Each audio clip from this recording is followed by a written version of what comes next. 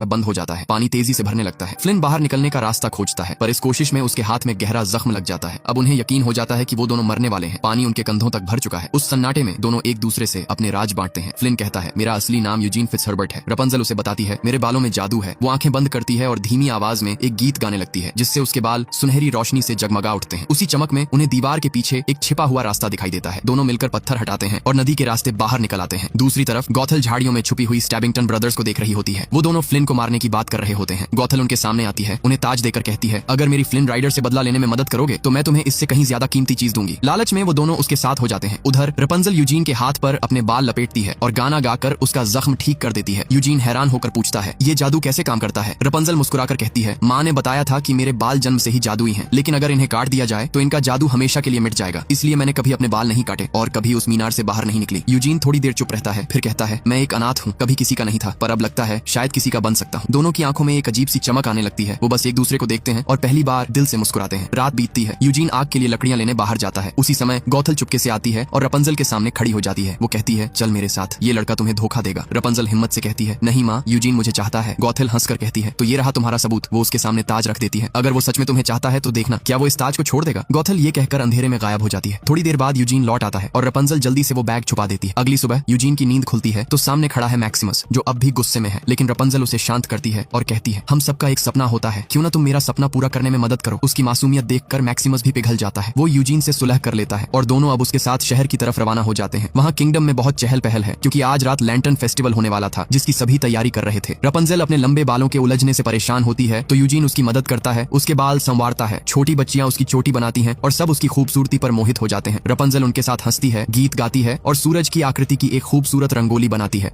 Eugene रपंजल को kingdom का एक फ्लैग देता है जिस पर सूरज का निशान बना होता है। फिर वो उसे लेकर एक